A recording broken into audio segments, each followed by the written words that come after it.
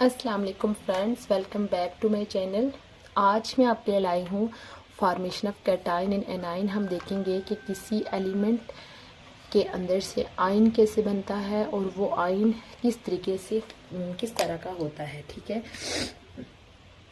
सबसे पहले हम एक एटम के बारे में जनरल देख लेते हैं कि हमारे पास जब एटम एक न्यूट्रल फॉर्म में होता है, जैसे अगर हम हाइड्रोजन की ही बात कर लें तो हाइड्रोजन सिंपल इस तरह से लिखा होता है। ठीक है, यानी कि ये सिंगल एटम की मैं बात कर रही हूँ। ठीक है, तो यानी कि उसके ऊपर कोई चार्ज नहीं होता। क्यों चार्ज नहीं होता, ये ऑलरेडी हम पीछे भी पढ़ चुके हैं। एक न्यूट्रल जो एटम जो होता है वो इलेक्ट्रिकली न्यूट्रल फॉर्म में इसलिए होता है क्योंकि एक कोई भी एटम है उसके अंदर नंबर ऑफ प्रोटॉन और नंबर ऑफ इलेक्ट्रॉन क्या होते हैं, हमेशा इक्वल होते हैं। ठीक है, प्रोटॉन के ऊपर होता है प्लस चार्ज और इलेक्ट्रॉन के ऊपर होता है माइनस चार्ज। तो ज़ाहिर है किसी एटम के पास जितना नेगेटिव चार्ज होगा और जितना पॉजिटिव चार्ज होगा वो चार्जेस इक्वल होंगे। इस वजह से एज अ होल एटम के ऊपर कोई भी चार्ज नहीं होगा। ठीक है, तो लेकिन हमारे पास जब कोई एटम यानी कि जब कोई एटम अपने आउटर मोस्ट शेल में से इलेक्ट्रॉन को निकाल के बाहर भेज देता है या किसी दूसरे एलिमेंट से अपने अंदर इलेक्ट्रॉन को ले लेता है, ठीक है, तो उस टाइम ये होता है कि एक जो प्रोटॉन और इलेक्ट्रॉन का क्या होता है, इम्बैलेंस हो जाता है, जिस वजह से एटम के ऊपर या तो प्लस चार्ज आ जाता है या तो माइनस चार्ज। यानी कि ये जो है इनकी ये जो स्टेबिलिटी है जो उनका इक्वल है, ये चीज़ क्या होती है, इसमें इम्बैलेंस जब आता है तो एटम हमारे पास किस में चेंज हो जाता है, आयन में। आयन की डेफिनेशन देख लें। आयन क्या होता है, एटम या ग्रुप ऑफ एटम, यानी एक सिंगल एटम भी हो सकता है या एटम का ग्रुप भी हो सकता है जिसके ऊपर या तो पॉजिटिव चार्ज हो या नेगेटिव चार्ज हो, वो क्या होता है, आयन। ठीक है, अब हम देखते हैं कि किसी एटम के ऊपर पॉजिटिव और नेगेटिव चार्ज आता क्यों है। ठीक है सिंपल हम जनरल इनके बारे में थोड़ा सा देख लेते हैं। उसके बाद जो है वो हम इनके ये जो पॉजिटिव चार्ज कब आएगा और नेगेटिव चार्ज कब आएगा, और पॉजिटिव चार्ज जब होता है तब उसका क्या नाम होगा, और जब नेगेटिव चार्ज होगा तब क्या नाम होगा, ये चीज़ें हम डिटेल में देखेंगे। ठीक है, जैसे कि हम जब इलेक्ट्रॉनिक कन्फिग्रेशन के बारे में जनरल देख लेते थे तो हमने देखा था कि एलिमेंट्स के जो होते हैं एटम के न्यूक्लियस के अराउंड जो शेल्स होते हैं उनके कुछ नाम होते हैं। जैसे हमने पढ़ा था के, एल, एम और एन।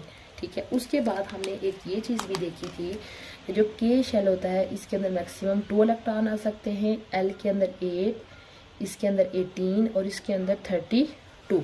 ये हमने एक जनरल इनके बारे में एलिमेंट्स के बारे में देखा था। ठीक है, इससे हट के भी आपने एक चीज़ ये याद रखनी है कि तमाम एलिमेंट्स जो होते हैं वो अपने आप को यानी कोई भी जो चीज़ आप देखें कि एक बंदा एजुकेशन क्यों हासिल करता है, ताकि वो एक अच्छी जॉब हासिल कर सके और एक अच्छी जॉब हासिल कर सके, करने के बाद अपने आप को स्टेबल कर सके, अपना अच्छा लाइफ स्टाइल बना सके। ठीक है, यानी कि हर चीज़ जो है वो अपनी किधर जाती है, स्टेबिलिटी की तरफ जा रही है। सेम जो एलिमेंट्स होते हैं वो एक इनस्टेबल फॉर्म में होते हैं, वो अपने आप को क्या करते हैं, स्टेबिलिटी की तरफ लेके जाते हैं। ठीक है, स्टेबिलिटी की तरफ ले जाने के लिए वो कुछ रूल्स को फॉलो करते हैं। पीरियोडिक टेबल के बारे में आपने अभी नहीं पढ़ा होगा, जस्ट मैंने पीछे भी इंट्रोडक्शन आपको दिया था कि जितने भी एलिमेंट्स के आप नाम सुनते हैं, chlorine, fluorine, hydrogen, oxygen, nitrogen, carbon, इनको एक टेबल के अंदर रखा जाता है जिसमें या तो इस तरह से ग्रुप्स बने हुए हैं और या तो कॉलम बने हुए। ठीक है, ओवरऑल पीरियोडिक टेबल के अंदर एक लास्ट पे एक ऐसा ग्रुप होता है इस तरह से, ग्रुप नंबर 8, उनको बोला जाता है नोबल गैसेस। ठीक है, इस ग्रुप के जो सबसे टॉप पे होता है helium, neon, argon, krypton, xenon, radon, यानी कि ये एलिमेंट्स होते हैं सबसे पीरियोडिक टेबल का ये लास्ट ग्रुप होता है। ठीक है, इन ओवरऑल इन ये जितने भी एलिमेंट्स हैं इनको बोला जाता है नोबल गैसेस। ठीक है, इनको नोबल गैसेस क्यों बोला जाता है, क्योंकि ये बहुत नायाब गैसेस होती हैं, ये बहुत कम मिकदार में पाई जाती हैं और ये बहुत स्टेबल होती हैं, दूसरों की तरह इतना रिएक्शन ये नहीं करती। ठीक है, अब पीरियोडिक टेबल के जितने भी एलिमेंट्स होते हैं वो अपने आप को ट्राई करते हैं कि वो इन गैसेस जैसे बन जाए। ठीक है, अब जो एलिमेंट्स इनके पीछे आ रहे हैं हीलियम के पीछे, वो कोशिश करेंगे कि हीलियम जैसा बन जाए। जो नियान के पीछे आ रहे हैं वो कोशिश करेंगे नियान जैसा बन जाए। इसी तरह करते करते जो है वो सारे जो है वो इनकी तरह का ही करना चाहते हैं। इनकी तरह बनने के लिए एलिमेंट्स जो होते हैं वो दो तरह के रूल्स को फॉलो करते हैं। एक रूल होता है डुप्लीट रूल और दूसरा रूल होता है octet rule. Octet rule, duplet rule ये होता है कि एलिमेंट्स ये ट्राई करते हैं कि वो अपने आउटर मोस्ट शेल के अंदर, यानी कि ये रूल क्या है, टू गेन 2 इलेक्ट्रॉन इन, मैं अभी लास्ट शेल लिख देती हूँ ताकि आपको ये कंसेप्ट क्लियर हो। यानी कि ये कोशिश करते हैं कि जो उनका सबसे आखिरी शेल है उसमें कितने इलेक्ट्रॉन हो जाए, 2 इलेक्ट्रॉन हो जाए। जबकि वो एलिमेंट्स जो ऑक्टेट रूल को फॉलो करते हैं वो क्या करते हैं, to gain 8 electron in last shell, यानी कि अपने लास्ट शेल में क्या करें, 8 इलेक्ट्रॉन को फॉलो करें। अब बहुत कम एलिमेंट्स हैं पीरियोडिक टेबल के अंदर जैसे जो इस रूल को फॉलो करते हैं। इसमें आता है हाइड्रोजन, होता है लिथियम, इस तरह, यानी कि बहुत कम, आप कह सकते हैं कि जस्ट 2 से 3 एलिमेंट ऐसे हैं जो कि जस्ट इस रूल को फॉलो करने की कोशिश करते हैं। लेकिन ओवरऑल पीरियोडिक टेबल के जितने भी एलिमेंट्स हैं वो कौन से रूल को फॉलो करते हैं, ऑक्टेट रूल को फॉलो करते हैं। ठीक है, ऑक्टेट रूल को फॉलो करते हुए वो अपने जो सबसे आखिरी शेल होता है उसमें से बाज़ औक़ात इलेक्ट्रॉन को निकाल देते हैं और या बाज़ औक़ात अपने इलेक्ट्रॉन को उसके अंदर डालते हैं। इस वजह से उसके ऊपर या तो प्लस, यानी कि ये जो प्रोटॉन और इलेक्ट्रॉन का इम्बैलेंस हो जाता है, तो इम्बैलेंस होने की वजह से उनके ऊपर या तो प्लस चार्ज या तो माइनस चार्ज हो जाएगा। ठीक है, आपको थोड़ा सा जनरल कंसेप्ट तो क्लियर हो गया होगा कि एलिमेंट जो है वो यानी कि दूसरों के साथ यानी कि क्यों मिलते हैं और वो ये जो बैलेंस इम्बैलेंस होता क्यों है। ठीक है, ये जनरल हमने देखा। अब जैसे कि हमने इसकी डेफिनेशन देखी कि एटम या एटम का ग्रुप या तो उसके पे प्लस चार्ज आएगा या माइनस चार्ज आएगा। ठीक है, अब ये जो आयन होता है ये 2 इसकी टाइप्स होती हैं। एक इसकी टाइप है कैटाइन और दूसरी इसकी टाइप है एनाइन। ठीक है, जैसे इसकी डेफिनेशन में हमने पॉजिटिव और नेगेटिव मेंशन किया हुआ है, इसी तरीके से आप यहाँ पे याद रख लें कि जब एटम या ग्रुप ऑफ एटम के ऊपर क्या होगा, plus charge, has positive charge. ठीक है, तो वो हमारे पास क्या होगा, उसको पॉजिटिव आयन या कैटाइन बोला जाता है। और हैज़ नेगेटिव चार्ज, जब उसके ऊपर नेगेटिव चार्ज होगा तो उसको या तो एनाइन भी बोल सकते हैं या नेगेटिव आयन जो भी हम बोल सकते हैं। ठीक है, अब कैटाइन और एनाइन कैसे बनते हैं उसके लिए फिर हम एक एग्जांपल ले लेते हैं। सपोज हमारे पास होता है सोडियम। ठीक है, सोडियम ये जो मैंने आपको मेंशन किया ये ग्रुप पीरियड नंबर 2 से, जैसे पीरियड नंबर 1 हमारे पास ये है, ये हमारे पास जो है सोडियम जो है वो नियॉन की तरह बनने की कोशिश करता है। सोडियम का जो होता है वो एटॉमिक नंबर होता है 11। ठीक है, एटॉमिक नंबर 11 से मुराद ये है कि सोडियम के पास प्रोटॉन भी कितने हैं, 11 हैं, और इलेक्ट्रॉन भी इसके पास 11 है, एक जनरल फॉर्म में। ठीक है, अब हमारे पास जो इस सोडियम जिस ग्रुप में प्रेजेंट है उसका जो लास्ट एलिमेंट है नियॉन। नियॉन का जो एटॉमिक नंबर होता है, नियॉन का एटॉमिक नंबर होता है 18। ठीक है, नियॉन के पास 18 प्रोटॉन होते हैं और 18 ही इसके पास इलेक्ट्रॉन होते हैं। ठीक है, तो अब हम इनकी थोड़ा सा शेल बना के उसके अंदर अरेंजमेंट देख लेते हैं। ये हो गया इसका न्यूक्लियस, तो ये इसके 2 शेल होते हैं, ये इसके जो होते हैं वो 3 शेल होते हैं सोडियम के। ठीक है, ये यहाँ पे प्रेजेंट होता है, ये दूसरे में नहीं, ये तीसरे में प्रेजेंट होता है। यहाँ पे एक चीज़ मैंने ये इनका एटॉमिक नंबर मैंने गलत लिख लिया है, ये आर्गान का मैंने लिख लिया। आर्गान का 18 होता है, नियॉन का जो एटॉमिक नंबर होता है वो होता है 10। नियॉन का एटॉमिक नंबर क्या होगा, 10 होगा। इस तरीके से यानी कि इसके पास 10 और 10 है। ठीक है, तो अब मैं सोडियम की अरेंजमेंट लिख लेती हूँ। सोडियम के पास टोटल होते हैं 11 इलेक्ट्रॉन। ठीक है, उनको अगर हम अरेंज करें, जैसे हमने देखा कि जो पहला शेल होता है के, पहला शेल न्यूक्लियस के करीब ये शेल है, उसके अंदर कितने इलेक्ट्रॉन हो गए, 2 इलेक्ट्रॉन आ गए, ठीक है। दूसरे शेल के अंदर कितने इलेक्ट्रॉन हो गए, 8 इलेक्ट्रॉन आ गए। तीसरे शेल में 18 आने चाहिए, लेकिन सोडियम के पास टोटल इलेक्ट्रॉन ही 11 है। पहले में 2 8, तो हमारे पास इलेक्ट्रॉन ही कितना बचेगा, 1 बच जाएगा, जो कि लास्ट शेल के अंदर होगा। अगर हम इसकी अरेंजमेंट देखें तो के के अंदर 2 इलेक्ट्रॉन हो गए, एल के अंदर 8 और एम के अंदर 1 इलेक्ट्रॉन, ठीक है।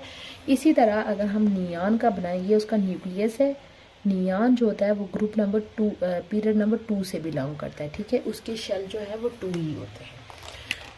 नियान के पास 10 इलेक्ट्रॉन है, जिसमें से पहले ग्रुप के अंदर जो पहला उसका शेल है 2 इलेक्ट्रॉन उसमें आ जाएंगे, और तीसरे में क्या आ जाएंगे, 8 आ जाएंगे।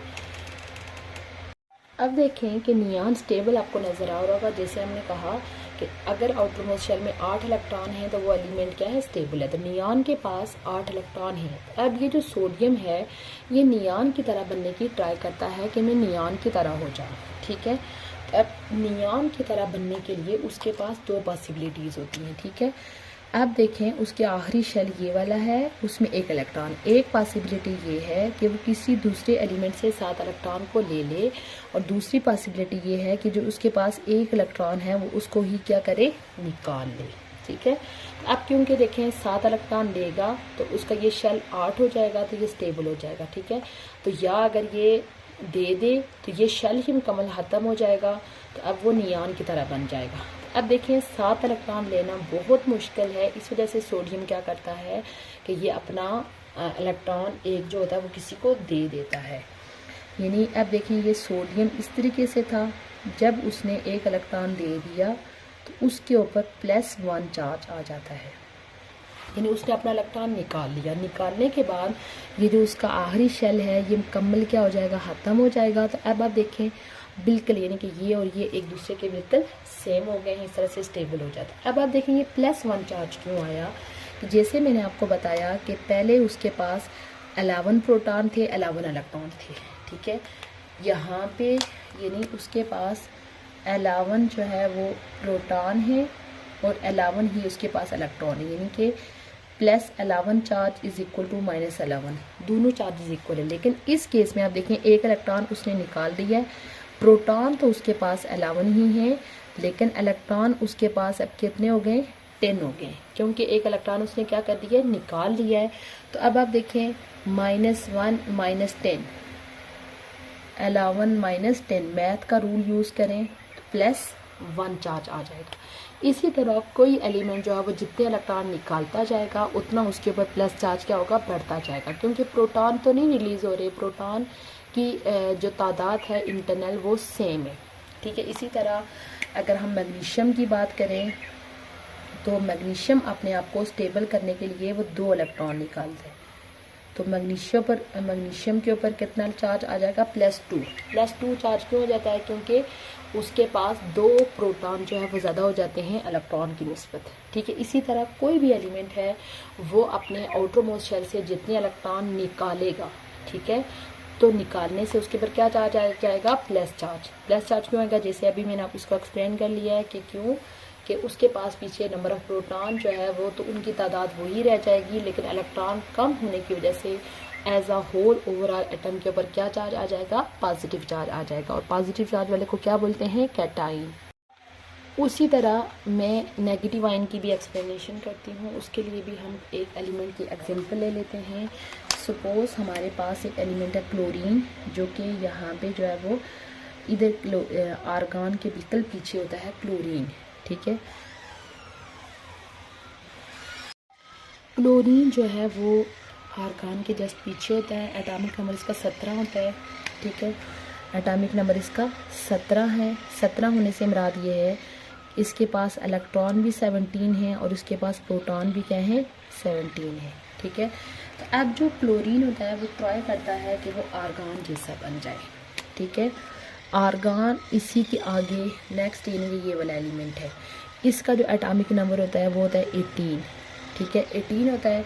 तो इसके पास प्रोटॉन भी 18 है और इसके पास जो इलेक्ट्रॉन भी क्या होते हैं, 18 है। इनका अगर मैं जनरल स्ट्रक्चर ड्रा करूं तो ये जो है वो तीनों पीरियड नंबर 3 से बिलोंग करते हैं, इस वजह से इनके 3 शेल इसके भी 3 शेल होंगे और इसके भी क्या होंगे, 3 शेल होंगे। ठीक है, अब इन शेल्स के अंदर मैं नंबर ऑफ इलेक्ट्रॉन्स को शो करती हूँ कि जैसे कि पहले शेल में आपको पता चल गया होगा कि पहले शेल के अंदर 2 इलेक्ट्रॉन इसके भी होते हैं और 2 इलेक्ट्रॉन इसके भी होते हैं। दूसरे शेल को देखें, इसमें भी 8 इलेक्ट्रॉन होते हैं और इसमें भी 8 इलेक्ट्रॉन होते हैं। उसके बाद अगर हम तीसरे शेल की बात करें तो इसके पास देखें 8, 2 10 और पीछे इलेक्ट्रॉन कितने रह गए, 7। इसके पास पीछे इलेक्ट्रॉन कितने रह गए, 8। ठीक है, अब यानी कि इसकी दूसरी अरेंजमेंट भी हम लिख लेते हैं। इसके पास पहले शेल में 2 इलेक्ट्रॉन, दूसरे शेल में 8 और तीसरे शेल में इसके पास 7 इलेक्ट्रॉन है। इसके पास पहले शेल में 2, दूसरे शेल में 8 और तीसरे शेल में भी इसके पास 8 इलेक्ट्रॉन है। ठीक है, तो 8 इलेक्ट्रॉन है तो आर्गन स्टेबल है। अब क्लोरीन जो है वो कोशिश करेगा कि आर्गन जैसा बन जाए। अब इसी तरह जिस तरह से हमने यहाँ पे डिस्कस किया था कि सोडियम के पास 2 पॉसिबिलिटीज़ थी, इसी तरह क्लोरीन के पास भी 2 पॉसिबिलिटीज़ होंगी कि या तो वो किसी दूसरे से 1 इलेक्ट्रॉन ले ले तो या अपने ये जो 7 इलेक्ट्रॉन हैं वहाँ से निकाल ले। अब 7 इलेक्ट्रॉन को निकालना बहुत मुश्किल है, इस वजह से वो ये कोशिश करता है कि किसी से 1 इलेक्ट्रॉन ले ले। ठीक है, जब वो इलेक्ट्रॉन लेगा किसी से इस तरह से तो इलेक्ट्रॉन लेने के बाद क्लोरीन के ऊपर चार्ज आ जाता है माइनस। ठीक है, माइनस चार्ज क्यों आया क्लोरीन के ऊपर, जब इलेक्ट्रॉन एक वो ले लेगा तो अब देखें पहले 7 थे, 7 के बजाय उसके कितने इलेक्ट्रॉन हो जाएंगे, 8। ठीक है, अब आप देखें ये बिल्कुल इस जैसा बन जाएगा तो ये क्या हो जाएगा, स्टेबल हो जाएगा। अब ये माइनस चार्ज क्यों आएगा, अब आप देखें पहले इसके पास इलेक्ट्रॉन भी 17 थे और इसके पास प्रोटॉन भी क्या थे, 17 थे। ठीक है, लेकिन इस फॉर्म में क्या होगा कि प्रोटॉन तो उसके पास 17 ही है, लेकिन अब इलेक्ट्रॉन उसके पास 17 के बजाय कितने हो गए, 18 हो गए। 18 क्योंकि 1 इलेक्ट्रॉन एक्स्ट्रा उसने किसी से ले लिया है। अब उसके पास -18 और +17 हो गया, तो जिस वजह से -1 हो जाएगा। यानी कि यहाँ पे इस केस में आप देखें इलेक्ट्रॉन कम हो गए थे, प्रोटॉन ज़्यादा हो गए थे, जिस वजह से as a whole plus charge आ गया। और इस केस में आप देखें इलेक्ट्रॉन ज़्यादा हो गए और प्रोटॉन वही हैं, इस वजह से एज अ होल क्या हो जाएगा, माइनस चार्ज आ जाएगा। इसी तरह कोई एलिमेंट जो है वो जितने किसी से इलेक्ट्रॉन लेगा उतना उसके ऊपर माइनस चार्ज इंक्रीज़ होता जाएगा, और जितना जो है वो इलेक्ट्रॉन लेगा जितना इलेक्ट्रॉन देगा तो प्लस चार्ज, और जितना इलेक्ट्रॉन लेगा उतना माइनस चार्ज। ठीक है, इसके लिए एक जनरल जो चीज़ आपने ये याद रखनी है, आपको किसी पता चलेगा कि कोई इलेक्ट्रॉन जो है एलिमेंट इलेक्ट्रॉन लेगा कब और देगा कब। पॉजिटिव आयन के लिए आपने ये याद रखना है कि अगर किसी एटम के जो सबसे बाहर वाला शेल होता है, आउटर मोस्ट शेल, अगर किसी एलिमेंट के आउटर मोस्ट शेल में कितने इलेक्ट्रॉन हैं, यानी अगर 1 इलेक्ट्रॉन है, 2 इलेक्ट्रॉन है या 3 इलेक्ट्रॉन है। ठीक है, अब आप देखें 1 इलेक्ट्रॉन है तो उसको 7 लेने पड़ेंगे, 2 और फिर इस केस में 6 लेने पड़ेंगे और इस केस में 5 लेने पड़ेंगे। ठीक है, इस रूल को फॉलो करने के लिए ये सारी पॉसिबिलिटीज़ मुश्किल हैं, इसी वजह से वो लेने के बजाय अपने आउटर मोस्ट शेल में से इलेक्ट्रॉन को क्या करते हैं, लूज़ करते हैं अपने आप को स्टेबल करने के लिए। क्या, जब किसी एलिमेंट के आउटर मोस्ट शेल में क्या हो, 1 इलेक्ट्रॉन हो, 2 इलेक्ट्रॉन हो या 3 इलेक्ट्रॉन हो। ठीक है, लेकिन इस केस में ये होता है कि अगर किसी के आउटर मोस्ट शेल में 5 इलेक्ट्रॉन हो, 6 इलेक्ट्रॉन हो या 7 इलेक्ट्रॉन हो। ठीक है, अगर 5 होंगे तो उसको मज़ीद यानी कि अगर वो 5 निकालेगा या 3, इधर इसको 3 चाहिए, इधर 2 चाहिए और इधर 1 चाहिए। ठीक है, तो इस केस में वो इलेक्ट्रॉन को लेंगे। ठीक है, देने के बजाय, क्योंकि 5 को देना, 6 को देना या 7 को देना क्या होता है, मुश्किल होता है। इसी वजह से वो अपने आप को स्टेबल करने के लिए, यानी कि जो 5 इलेक्ट्रॉन वाला एलिमेंट होगा वो अपने आउटर मोस्ट शेल में 3 इलेक्ट्रॉन को लेगा। इसी तरह 6 वाला जो होगा वो 2 इलेक्ट्रॉन को लेगा, और जो 7 वाला होगा वो 1 इलेक्ट्रॉन को लेगा। जैसे 7 की एग्जाम्पल हम यहाँ पे देख चुके हैं कि क्लोरीन के आउटर मोस्ट शेल में 7 इलेक्ट्रॉन थे तो उसने 1 इलेक्ट्रॉन दिया। इसी तरह हम एक देने वाली एग्जांपल और दो देने वाली एग्जांपल भी देख चुके हैं कि सोडियम के केस में उसके आउटरमोस्ट शेल में एक इलेक्ट्रॉन था तो वो दे के अपने आप को स्टेबल कर लेगा। इसी तरह मैग्नीशियम के आउटरमोस्ट शेल में 2 इलेक्ट्रॉन होते हैं, वो 2 इलेक्ट्रॉन दे के अपने आप को स्टेबल करेगा। ठीक है, उम्मीद करती हूँ आपको ये कंसेप्ट क्लियर हुआ होगा कि किस तरीके से एलिमेंट्स जो है वो अपने आप को स्टेबल करने के लिए अपने आउटरमोस्ट शेल में से या तो इलेक्ट्रॉन को हार्च कर देते हैं या तो इलेक्ट्रॉन को किसी से गेन कर लेते हैं। तो इलेक्ट्रॉन को हार्च या गेन करने की वजह से उनके ऊपर या तो प्लस चार्ज आ जाता है यानी कैटाइन बन जाता है, और या उनके ऊपर माइनस चार्ज आ जाता है यानी एनाइन बन जाता है। सम अप कर लेते हैं। आज हमने देखा कि कोई एलिमेंट जो है वो आयन के अंदर कैसे तकसीम होता है। जनरल हमने देखा कि एक एटम जो हमारे पास न्यूट्रल फॉर्म में होता है वो इलेक्ट्रिकली न्यूट्रल होता है क्योंकि उसके पास नंबर ऑफ इलेक्ट्रॉन और नंबर ऑफ प्रोटॉन बिल्कुल इक्वल होते हैं। बट जब उसके पास प्रोटॉन और न्यूट्रॉन का इम्बैलेंस हो जाता है, ठीक है, और इम्बैलेंस होता क्यों है? क्योंकि एलिमेंट्स अपने आप को स्टेबल करने की कोशिश करते हैं। इम्बैलेंस होने की वजह से एक एलिमेंट जो है वो आयन में कन्वर्ट हो जाता है। आयन दो तरह के होते हैं, एक होता है कैटाइन और दूसरा होता है एनाइन।